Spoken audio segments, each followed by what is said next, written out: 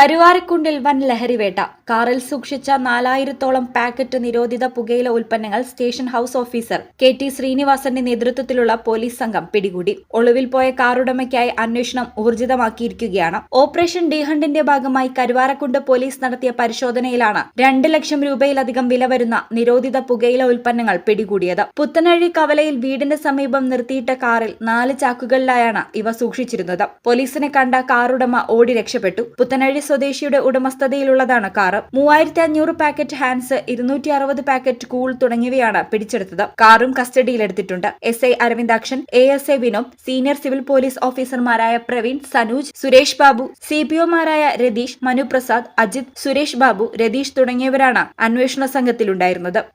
ഈ channel Karuvarakundu. Al Salama eye hospital സേവനത്തിന്റെ 20ാം വർഷത്തിലേക്ക് 21 ലക്ഷത്തോളം സന്തുഷ്ടരായ ഉപഭോക്താക്കളും 2 ലക്ഷത്തോളം തിമിര ശസ്ത്രക്രിയകളും പൂർത്തിയാക്കിയ മലബാറിലെ ഏക കണ്ണാശുപത്രി. ലോകോത്തര നിലവാരമുള്ള ചികിത്സാ സംവിധാനങ്ങൾ, തിമിര ശസ്ത്രക്രിയ, ഗ്ലൂക്കോമ, റെറ്റിന വിഭാഗം, കോർണിയ, ലേസർ ചികിത്സാ വിഭാഗം, contact lens clinic, optical, pharmacy, lab തുടങ്ങി നൂതന സാങ്കേതിക വിദ്യയൊരുക്കിയുള്ള എല്ലാ നേത്രരോഗ ചികിത്സാ സൗകര്യങ്ങളും വിദഗ്ധരായ ഡോക്ടർമാരുടെ മേൽനോട്ടത്തിൽ. Al Salama eye hospital, hospital road, Perinthalmanna.